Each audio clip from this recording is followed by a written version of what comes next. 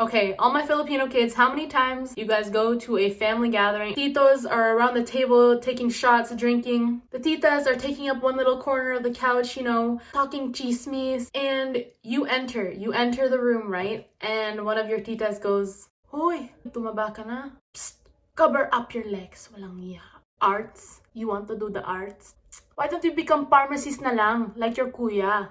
Today's video is going to be why I think Filipino culture is toxic. If you're Filipino, you definitely recognize or have heard those phrases before. Those phrases have become our cultural markers. Doesn't matter where you grew up, how old you are, who your family is, you've definitely heard those phrases, whether it be from your own family or your friends' families. Though it can be seen as, yeah, whatever, it's a playful joke, haha, laugh it off, shrug it off like it means nothing. It can actually be seen as a coping mechanism for someone who's stuck in the cycle, the toxic cycle of the degrading comparison culture in the Filipino family. Major disclaimer here. By no means am I putting down the Filipino culture. I am a proud Filipino woman. I know that this is a super controversial topic. I am not putting down the Filipino culture whatsoever. I'm proud to be Filipino, and I will happily express that to anybody. I'm simply just voicing an opinion of those who maybe are afraid to say it out loud, of those who are afraid to speak up to their families and to their parents.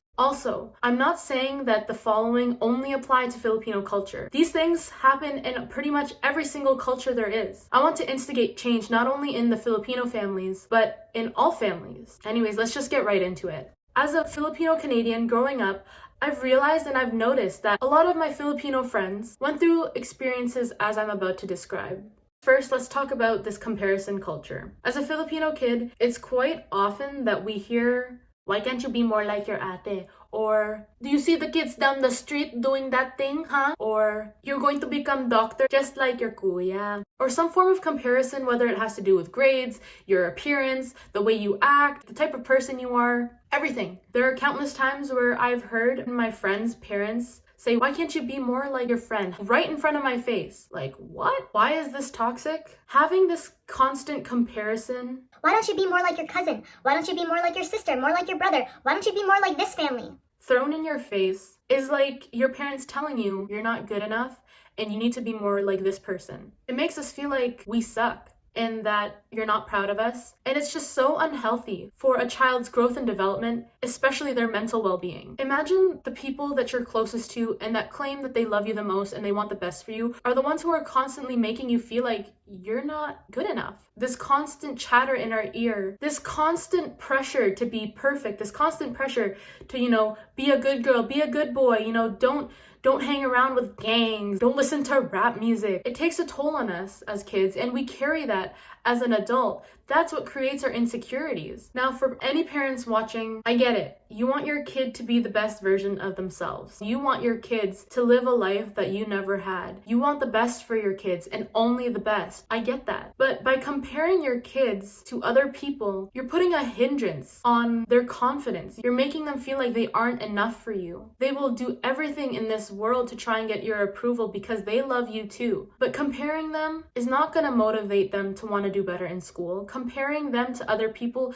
is not going to make them want to become a doctor. Comparing your kids to other people is only restricting them and restraining them from becoming a confident, independent, self-sufficient, intelligent person. You don't want them to have a low self-esteem. You don't want them to grow up feeling like, I can't do anything in this world because I am not like so-and-so. Let's move on to talk about these playful, funny comments made by our families that are actually hurtful as Okay, all my Filipino kids, how many times you guys go to a family gathering, hella food on the table, pancit in one corner, some palabok in another with the lumpia, you know the ones? You got the rice on deck. Titos are around the table taking shots, drinking. The titas are taking up one little corner of the couch, talking chismis, talking about their Louis V bags, their MK bags that they just got, 30% off at the outlets. And you enter the room, right? And one of your titas goes, halika dito.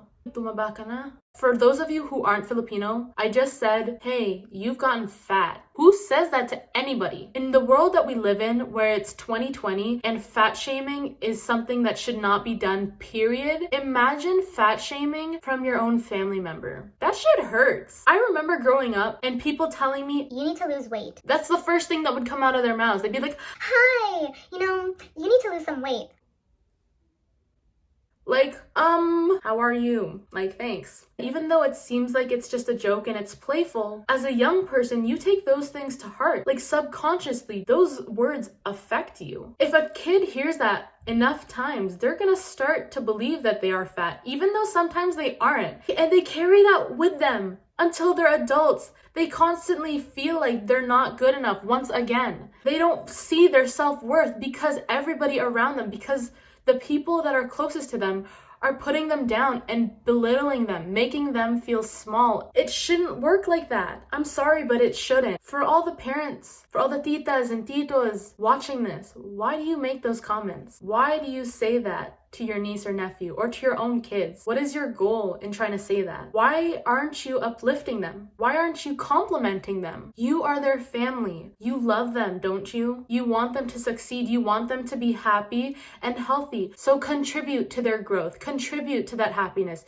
Contribute to that confidence. Build them up and don't break them down. The last thing I want to talk about is elders dismissing the opinions, the voice of the younger people, the kids. As a Filipino kid, how many times have you tried to go to your parents to tell them that this is what you want to do for your future? And they say, what? How are you going to make a living out of that? That's not the path I want you to take. You are going to be a nurse. How many times have you gone to your parents trying to tell them you're feeling sad and depressed? And they dismiss you saying, no, you're not. You're being maarte. That means dramatic. First and foremost, I just want to say to the parents watching this, 1, mental health is a real thing. 2, not only science-based careers like the medical field, healthcare are the only option to making money. 3, when you dismiss us, you make us feel inferior to you. You make us feel afraid. You are instilling fear within us. You're basically setting up your relationship with your child to be one full of rebellion, secret keeping, resentment. When you dismiss us, it makes us feel like we can't come and talk to you. I noticed a lot of my friends growing up were too scared to go to their parents when they wanted to talk to them about something. They were afraid to tell their parents how they really feel, afraid to voice their opinions. It makes us feel like we have to keep these thoughts to ourselves, finding out the hard way. It is so important that you validate your child's opinion, that you validate your child. You make them feel like they are being heard. You have to acknowledge what they're telling you. It already takes a lot of courage for a young person to go up to their parent or to their elder and tell them anything. Once we built up that courage to talk to you and you dismiss us like that, it crushes our soul, it crushes our heart. It's so important for a child to feel love, attention, validity, and a sense of belonging. When you dismiss us, you don't contribute to any of those factors. You make us feel small. From personal experience, my parents, who are both Filipino, they have always told me to keep it 100 with them. I am so fortunate that from day one, my parents have opened up the line of communication and have told me that whatever it is, it doesn't matter if I did something wrong. It doesn't matter if it's good or bad. They opened up that door of communication and they said, Giselle, you can tell us anything. I am not a parent and I'm not trying to tell you how to parent your kid, but the guidance I got from my parents, from us having an open and honest relationship, it's crazy. Without them, I would probably be doing drugs. I wouldn't be the woman I am today. For future generations, I want kids to be able to express themselves, to feel like they're valued and that they're not just kids, that they too are human beings. I understand from the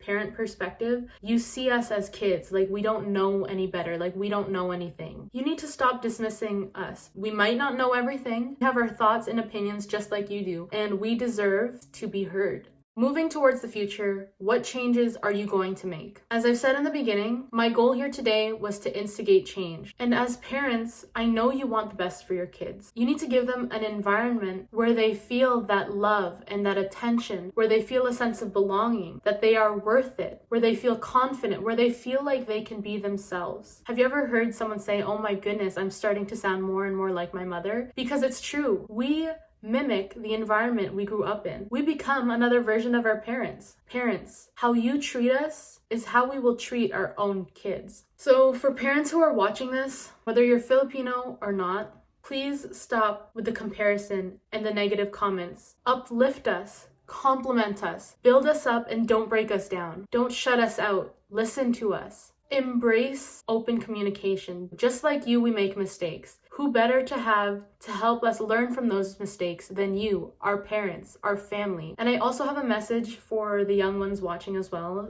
the kids. Respect your parents. Having this open and honest relationship with your parents, that doesn't mean you now have the right to disrespect your parents. Doesn't mean you have the right to talk back. Just because you can voice your opinions to your parents doesn't mean you know everything. Keep in mind that they want the best for you, and you should do your part by respecting them. 2, communicate with your family. By having an open and honest relationship with your family, it makes things so much easier. Imagine being able to share your dreams and your hopes for your future with the people that love you the most. Don't be afraid to voice your opinion. It's gonna be scary. It's gonna take some courage, and it's gonna take a couple tries before you get this whole communication thing down. Communication works in both ways. It's a give and take. You talk, they listen. They talk, you listen. For anybody who's grown up in this toxic environment, it's never too late to make a change. If you feel afraid to talk to your family, if you feel like you're not good enough for your parents, just know that they love you. They're doing their best as parents. There's no book telling you step by step how to be a parent. They are doing their best from what they know. I believe that if both the parents and the kids try, they can have a healthy, open, trusting, uplifting, positive relationship. Parents, make these changes to your relationship with your kids and your family. Nurture the relationship with the hopes that your kids will want to take care of you when you're old, rather than feeling obligated to.